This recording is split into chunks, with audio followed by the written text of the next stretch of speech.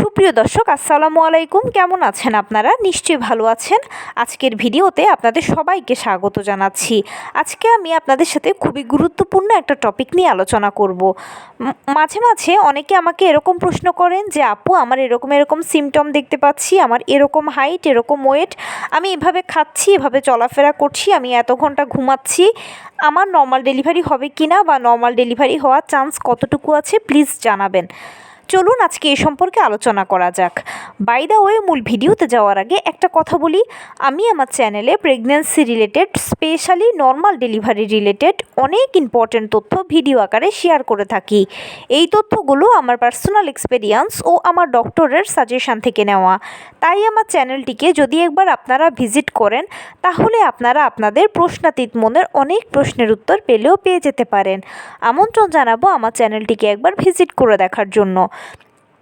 এবারে চলুন মূল আলোচনায় যাওয়া যাক। আমি শুরুতেই বলেছি আজকে আলোচনা করব আপনার নর্মাল ডেলিভারি হওয়ার চান্স কতটুকু আছে সেটা কিভাবে বুঝতে পারবেন। দেখুন, আমরা সবাই জানি যে নর্মাল ডেলিভারিটা সিজারের তুলনায় খুব ভালো, কারণ সিজার হলো একটা ছোটোখাটো অপারেশানের আগে পরে বিভিন্ন ধরনের ঝুঁকি থাকে, সাইড ইফেক্টস থাকে। এছাড়া সিজারিয়ান পেশেন্টকে সারা জীবন কিছু না কিছু রোগশোক বহন করার পাশাপাশি বিভিন্ন ধরনের নিষেধাজ্ঞা মানতে হয়, যেখানে নর্মাল ডেলিভারি কিংবা নর্মাল ডেলিভারির পেশেন্ট এর সব কিছু থেকে সেফ ও সিকিওরড।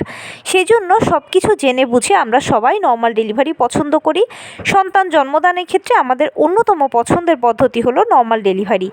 এখন ডেলিভারিটা কি নর্মালে হবে না সিজারে হবে, এই ভাবনাটা তো আসে যখন আমরা নবম মাস বা 36 সপ্তাহে পড়ি। এখন যেহেতু নবম মাসের পর থেকে বা নবম মাস থেকেই ডেলিভারির গণনা শুরু, তাই যদি আপনি বিষয়টা জেনে থাকেন যে ডেলিভারিটা নর্মালে হবে না সিজারে হবে, তাহলে অনেকখানি টেনশন ফ্রি থাকবেন এবং পরবর্তীতে ডেলিভারির জন্য প্রিপারেশান নিতে আপনার অনেক বেশি সুবিধা হবে। চলুন এবারে বলি যে কিভাবে বুঝবেন ডেলিভারিটা নর্মালে হবে বা আপনার নর্মাল ডেলিভারির চান্স কতটুকু আছে। হাইট বা ওয়েট কিংবা আপনি কত ঘন্টা ঘুমাচ্ছেন, কিভাবে খাচ্ছেন, সেগুলোর উপরে কিন্তু নর্মাল ডেলিভারিটা ডিপেন্ড করে না। প্রশ্ন হলো কিসের উপর ডিপেন্ড করে নর্মাল ডেলিভারি? 5টি জিনিসের উপর নর্মাল ডেলিভারি নির্ভর করে। যদি আপনার ও বাচ্চার মিলিয়ে এই 5টি জিনিস ঠিক থাকে, তাহলেই ধরে নেবেন যে ইনশাল্লাহ নর্মাল ডেলিভারি হওয়ার চান্স আছে 100%। বলি সেই জিনিসগুলো কি কি। প্রথমেই বলি আপনার সার্বিক সুস্থতা। নর্মাল ডেলিভারি হওয়ার জন্য আপনাকে সার্বিকভাবে সুস্থ হতে হবে, মানে আপনার কোনো ধরনের কোনো জটিল রোগ থাকতে পারবে না। ডায়াবেটিস, হাই ব্লাড প্রেশার, এই ধরনের কোনো জটিল রোগ থাকবে না। গর্ভকালীন যে ব্যথা কষ্টগুলো থাকে এগুলো তো থাকবেই, এর পাশাপাশি আপনি মোটামুটি সুস্থ আছেন, এরকম যদি থাকেন তাহলে আপনি নর্মাল ডেলিভারির জন্য ফিট আছেন। দ্বিতীয়তে যে জিনিসটা প্রয়োজন সেটা হচ্ছে রক্তের হিমোগ্লোবিন। রক্তের হিমোগ্লোবিনের পরিমাণ অবশ্যই 11 থেকে তার উপরের দিকে থাকতে হবে। 11, 11.5, 12, 12.5, 13, 14 এই টাইপের যখন আপনার রক্তের হিমোগ্লোবিন থাকবে, তখন নর্মাল ডেলিভারির জন্য আপনাকে আর কোনো টেনশন করতে হবে না এবং আপনার রক্তেই আপনার ডেলিভারি কমপ্লিট হয়ে যাবে। এটা হচ্ছে আপনার প্রয়োজন।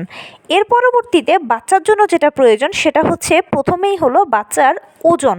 আপনার বাচ্চার ওজন 2.5 থেকে 3 কেজি অথবা 3.5 কেজি হতে হবে। দ্বিতীয় যেটা প্রয়োজন সেটা হলো প্লাসেন্টা। বাচ্চার প্লাসেন্টা থাকতে হবে অ্যান্টেরিয়র কিংবা পোস্টেরিয়র কিংবা ফান্ডাল। কোনো বাচ্চার যদি লো লাইং প্লাসেন্টা বা প্লাসেন্টা প্রিভিয়া থাকে, তাহলে সেখানে নর্মাল ডেলিভারি হবে না। এরপরে যেটা দরকার সেটা হচ্ছে পজিশান। আপনার বাচ্চার পজিশান অবশ্যই সেফালিক হতে হবে। সেফালিক পজিশান মানে হচ্ছে বাচ্চার মাথাটা থাকবে আপনার যৌনাঙ্গের কাছে আর পা থাকবে বুকের দিকে, হেড ডাউন পজিশান। এই পজিশানটাকে অনেকে হেড ডাউন বলে, আবার আল্ট্রাসোনোগ্রাম রিপোর্টে দেখবেন যে লেখা থাকবে সেফালিক পজিশান। অবশ্যই সেফালিক পজিশান লাগবে। সেফালিক পজিশান না হয়ে যদি ব্রিজ পজিশান বা ট্রান্সভার্স পজিশান, মানে উল্টো পজিশান বা আড়াআড়ি পজিশান যেটা থাকুক, এরকম হলে হবে না। বাচ্চার সার্বিক সুস্থতা। অবশ্যই আপনার বাচ্চাকে গর্ভের ভেতরে সার্বিকভাবে সুস্থ হতে হবে, মানে সে দুর্বল নয়, অসুস্থ নয়, সুস্থ আছে, তার গলায় কোনো নাড়ি পেঁচানো নেই, এ ধরনের কিছু নেই, সে মোটামুটি সুস্থ আছে। এবং ফাইনালি যেটা সবচেয়ে বেশি প্রয়োজন সেটা হচ্ছে অ্যামনিওটিক ফ্লুইড বা গর্ভের পানি। অবশ্যই আপনার গর্ভের পানি অথবা অ্যামনিওটিক ফ্লুইডটা 5 থেকে 25 সেন্টিমিটার হতে হবে। তবে 5 থেকে 25 বলা হলেও সাধারণত 17, 18, 19 এরকম যখন থাকে তখনই কিন্তু নর্মাল ডেলিভারির জন্য একদম অ্যাপ্রোপ্রিয়েট। তো এই জিনিসগুলো যদি আপনারও বাচ্চার মিলিয়ে ঠিক থাকে তাহলে ইনশাল্লাহ ধরে নেওয়া যায় এই ডেলিভারিটা 100% নর্মালই হবে। নর্মাল ডেলিভারির জন্য সব কিছুই এখানে অনুকূলে আছে। কিন্তু যদি এই সব কিছুর মাঝে যে কোনো একটারও কোনো গরমিল থাকে, সব ঠিক আছে, হয়তো দেখা গেল মায়ের হাই ব্লাড প্রেশার, তাহলেও নর্মাল ডেলিভারি হবে না। অথবা সব ঠিক আছে, বাচ্চার গলায় নাড়ি পেঁচানো, তাহলেও নর্মাল ডেলিভারি হবে না। অথবা সব কিছু একদম ঠিকঠাক আছে কিন্তু বাচ্চার লো লাইং প্লাসেন্টা, তাহলেও নর্মাল ডেলিভারি হবে না। এই সব কিছু আমি যেরকম বলেছি এরকম এক্সাক্ট থাকা লাগবে, তাহলে আপনার ডেলিভারিটা ইনশাল্লাহ 100% নর্মালে হবে। এবারে এই জিনিসগুলো আপনি জানবেন কিভাবে? যখনই নবম মাস বা 36 সপ্তাহে পড়বেন তখনই সর্বশেষ চেক আপটা করিয়ে ফেলবেন। সর্বশেষ চেক আপটা করলেই চেক আপের মাধ্যমে আপনি সব কিছু জানতে পারবেন যে আপনার সব ঠিকঠাক আছে কিনা, বাচ্চার সব ঠিকঠাক আছে কিনা। আমি যা যা বললাম যদি সব ঠিকঠাক থাকে তাহলেই বুঝবেন যে আপনার নর্মাল ডেলিভারির চান্স বহুগুণে আছে, প্রায় 100%। এবারে বলি, কেউ যদি 8 মাসে বা 7 মাসে আল্ট্রাসোনোগ্রাম করিয়ে থাকেন বা চেক আপ করিয়ে থাকেন, তখন সেক্ষেত্রে এই জিনিসগুলো আমার কথার সাথে মিল নাও পেতে পারেন। কারণ প্রথম থেকে 8 মাস পর্যন্ত, 8.5 মাস বা 8 মাসের শেষ এই সময়গুলো পর্যন্ত বাচ্চাদের বা মায়ের অনেক কিছুই কিন্তু পরিবর্তন হতে থাকে। শুধুমাত্র নবম মাস বা 36 সপ্তাহে গেলেই সব জিনিসগুলো সেট আপ হয়ে যায়। কারণ কি, নবম মাস থেকে শুরু করে হলো ডেলিভারির গণনা। নবম মাসের যে কোনো সময় ডেলিভারি হতে পারে, নবম মাসের শুরুতেও হতে পারে, মাঝামাঝিতেও হতে পারে, শেষেও হতে পারে। তবে 37 থেকে 40 সপ্তাহের মধ্যে নর্মাল ডেলিভারিগুলো অটোমেটিক হয়ে যায়। এটার জন্য আপনাকে কিছুই করতে হবে না, শুধু ধৈর্য ধরে অপেক্ষা করতে হবে, সময়টাকে সময় দিতে হবে, সময় নিতে হবে। এবারে কোনো মা যদি দেখতে পান যে এই জিনিসগুলো সব আপনার মধ্যে ঠিকঠাক মিল আছে, তখন সেক্ষেত্রে আপনি তো বুঝবেন যে ডেলিভারি নর্মালে হবে। আর ডাক্তারও অনেক সময় বলে দেবে, যদি নাও বলে তাহলে আপনি এভাবেই বুঝে নেবেন যে হ্যাঁ আপনার নর্মাল ডেলিভারির চান্স আছে অনেক বেশি। তখন সেক্ষেত্রে বাসায় এসে কিন্তু শুয়ে বসে থাকলে হবে না বা আনন্দ করলেও হবে না, আপনাকে অবশ্যই চেষ্টা করতে হবে। কি চেষ্টা করবেন? নিয়মিত হাঁটাচলা করবেন, টুকটাক কায়িক শ্রম করবেন, লো কমেট ব্যবহার করবেন, পুষ্টিকর খাবার খাবেন। সারাদিনে আপনি যা যেরকম কাজকর্ম করেন না কেন সব কিছুর মাঝে যেন হালকা ফুলকো কায়িক শ্রম থাকে সেটা নিশ্চিত করবেন। সারাদিন যা খাচ্ছেন তার মধ্যে সকল ভিটামিন, মিনারেলস, ক্যালসিয়ামগুলো যেন ঘুরে ফিরে আপনার বডিতে যায়, আপনার থেকে যেন বাচ্চা পায় সেটা নিশ্চিত করবেন। 12 থেকে 14 গ্লাস পানি পান করবেন।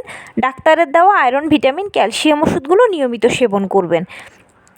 এই রুটিনটা যদি ফলো করতে পারেন তাহলে ইনশাল্লাহ চেক আপ তো বলছে যে আপনার নর্মাল ডেলিভারির চান্স আছে, এবং এভাবে যদি চলেন তাহলে সময় মতো আপনার জরায়ু মুখ খুলবে, লেবার পেইন শুরু হবে।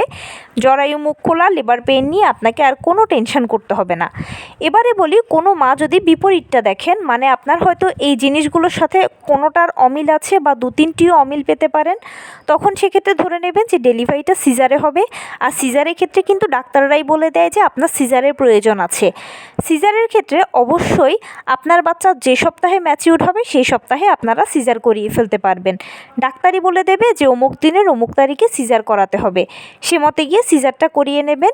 এরপরে এক একটা হসপিটালের এক একটা প্যাকেজ থাকে, কারো 3 দিনের, কারো 4 দিনের।